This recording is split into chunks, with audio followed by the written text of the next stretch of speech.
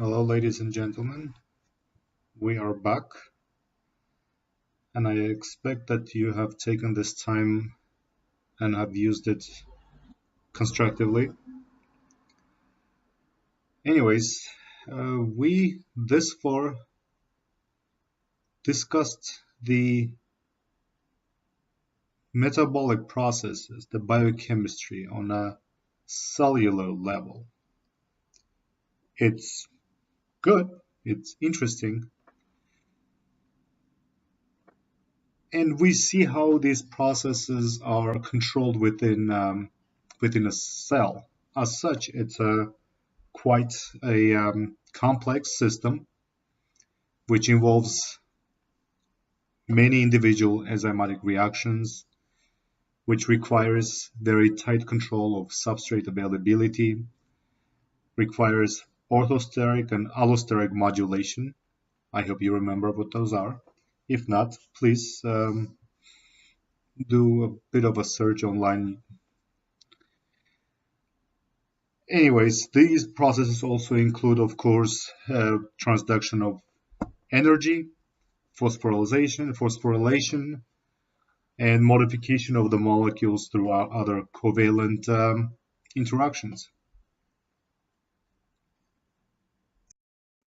However, when we talk about mammalian metabolism, one can only appreciate the complexity and the resulting phenomenal synchronized process when we start looking at the whole organism level.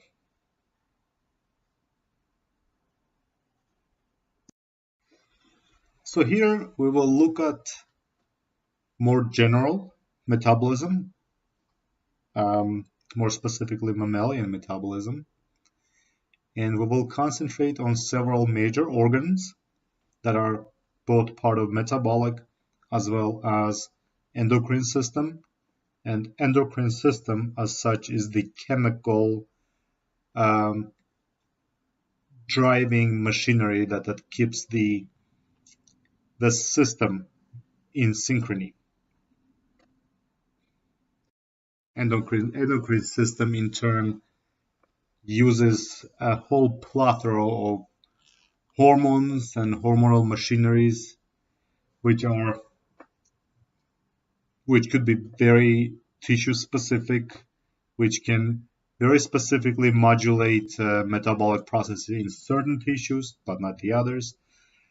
From our past discussions, I hope you remember that when it comes to endocrinology, endocrine signaling, it's a long distance signaling, and the molecules through which the signaling is achieved is not specifically released into the bloodstream, and it's the tissue that has the specific receptors that interact with these molecules that have been freely released into the bloodstream, and only those particular tissues respond to this hormonal stimuli.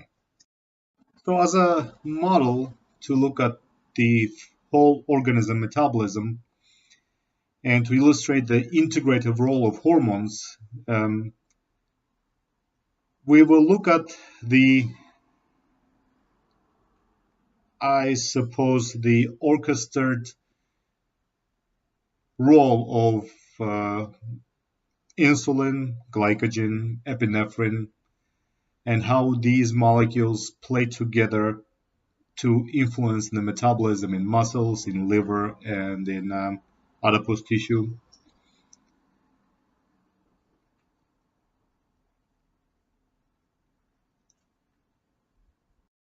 And we will also briefly look at what happens when this interplay of these molecules becomes dysregulated, especially when it has to do with metabolism, by looking at briefly looking at disorders such as diabetes.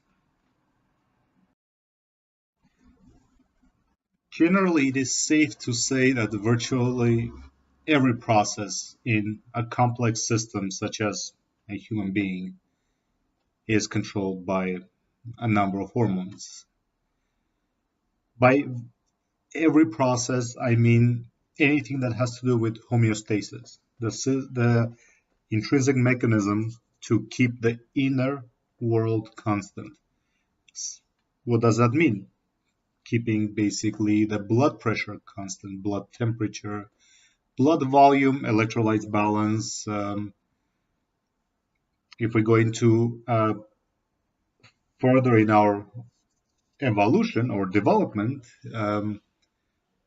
in embryogenesis, for example, we have sexual differentiation, development. All of these are hormonal controlled.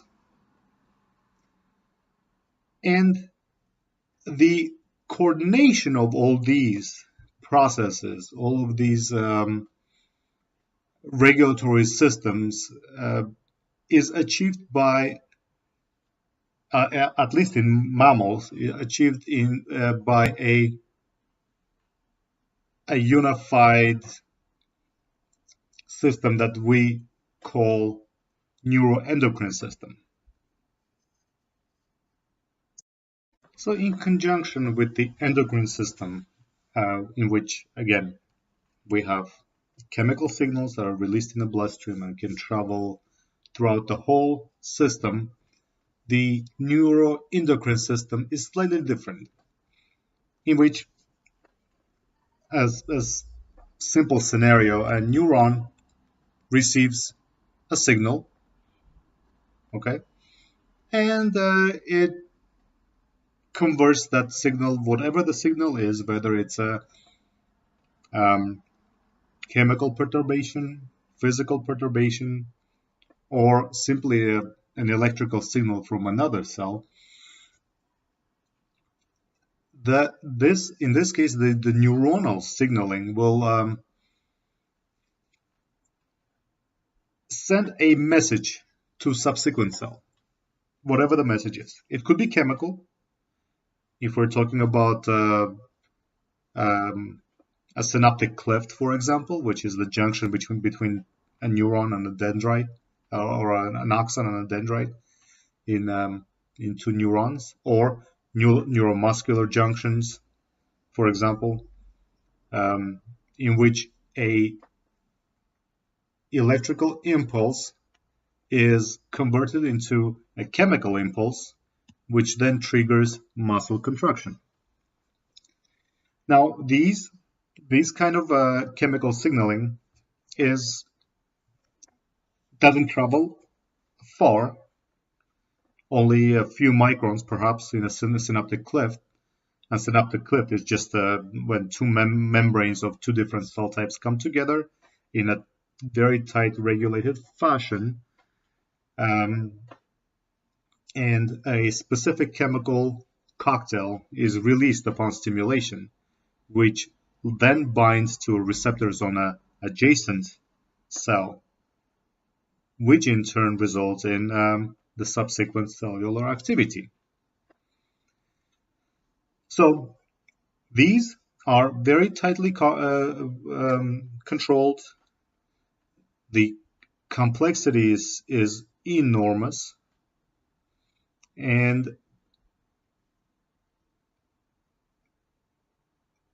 if one just simply looks at it, it seems that a lot of things can go wrong. And but the plasticity of this system is also quite great. Therefore, many things that can go wrong are actually masked by the plasticity and elasticity of the neuroendocrine system.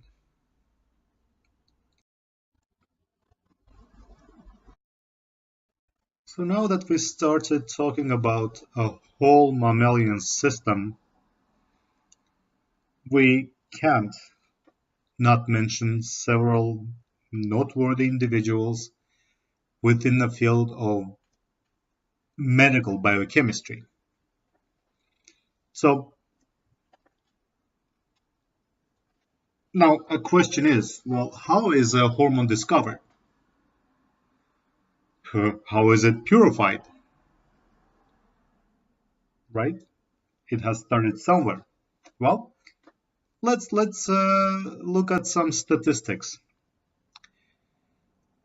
We have an epidemic of type 1 diabetes. Type 1 diabetes is insulin deficiency. Insulin deficiency means the system doesn't produce enough insulin. Okay. So insulin is produced in the pancreas by a very specialized subgroup of cells called beta cells. So in individuals who are suffering from type 1, excuse me, did I say type 2 at the beginning? I meant type 1 diabetes. Individuals who are suffering from type 1 diabetes, they have to inject themselves with insulin to supplement the lack of insulin that was supposed to be produced by their own pancreatic beta cells. This is not a cure for diabetes, obviously, but to some extent this allows a person to live, which without this procedure, an individual would die at a very young age. So, discovery of insulin, which was it was an accidental observation. It illustrates the combination of serendipity and very careful experimentalization, which leads to the discovery of hormones. Okay, so let's start with, so when it comes to the serendipity of the endocrine system, here is a bright example. This was in 1889. A young laboratory assistant, Oscar Milkovsky, had a bit of a disagreement about the role of pancreas in metabolism of certain lipids. And the disagreement was whether it's important or not in dogs. So to resolve this I suppose, argument, they set up an experiment of fat digestion in dogs, okay? The experiment basically entailed surgical removal of the pancreas. So something really interesting happened though, okay? When the pancreas was removed from the dog, Milkovsky noticed that the dogs started producing far more urine than normally, which is, again, very common trait in type 1 diabetes. Patients with type 1 diabetes produce a lot more urine. But in addition to this, these dogs that no longer had the pancreas had high concentrations of glucose in their urine. What does this suggest? This suggests that pancreas must produce something, some product that causes diabetes. Makes sense. But what is it? The subsequent question is, well, yeah, so what is it, right? So Malkovsky tried to set up an experiment in which he would take, prepare an extract from pancreas to try to reverse the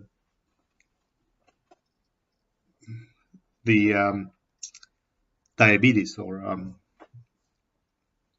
in the dogs, but unsuccessful. Okay. What do we know today? We know today that that extract from the pancreas that results in diabetes is insulin. But what we didn't know back then, or what um, Minkowski didn't know back then, is that pancreas also produces several digestive enzymes such as trypsin, and trypsin is directly released into the intestine and aids in digestion of proteins. Well, insulin is a protein, obviously.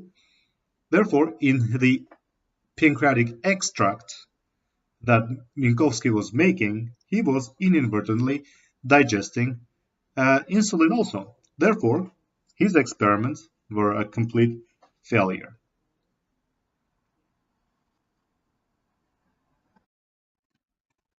Well, now the truth is that there was no significant progress made until early 1900s, 1921 actually, when a young scientist named Frederick Banting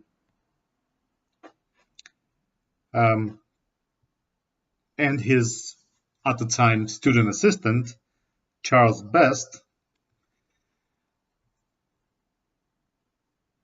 made an interesting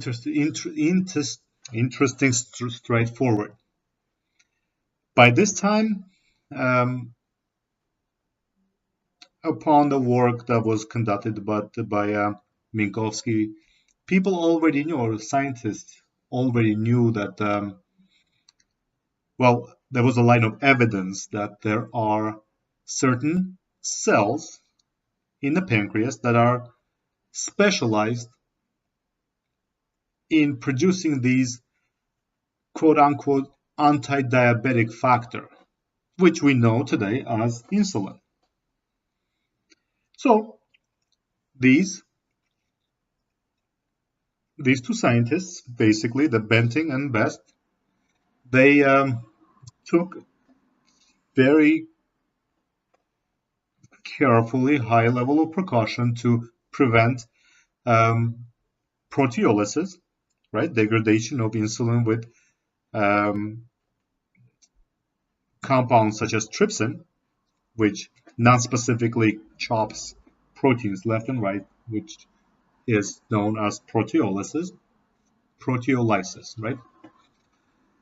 So in 1921, in December 1921, they actually succeeded in purifying this pancreatic extract, the extract that could cure the symptoms of diabetes in dogs.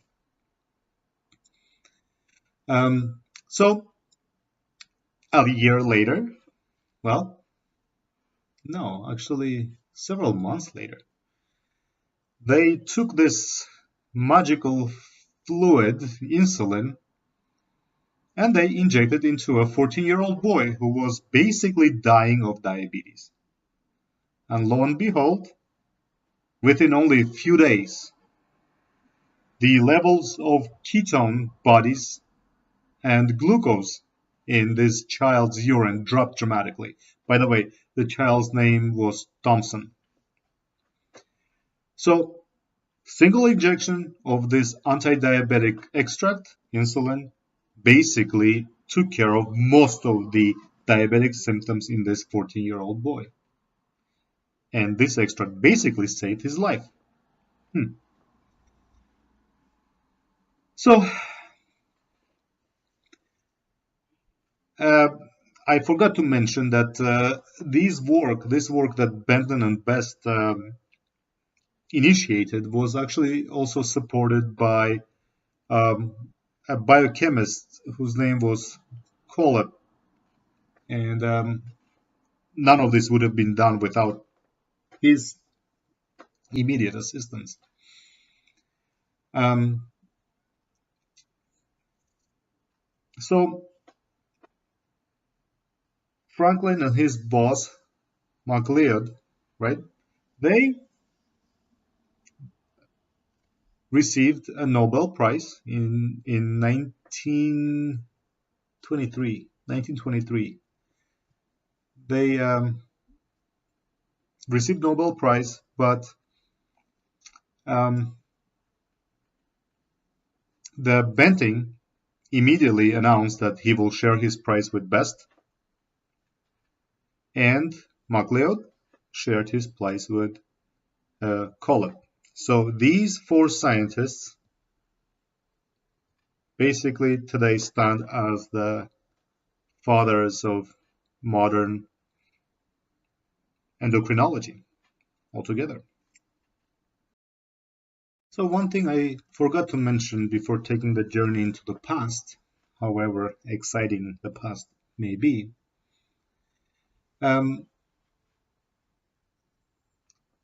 there are certain situations in which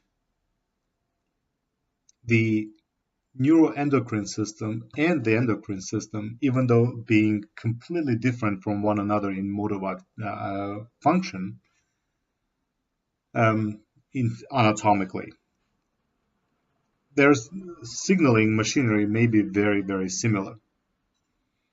For example, the epinephrine and norepinephrine, they are neurotransmitters, both of them are, in certain parts of the brain,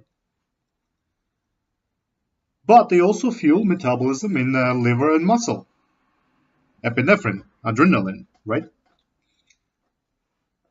Many of you who are athletes, believe me, cannot make it without adrenaline. So,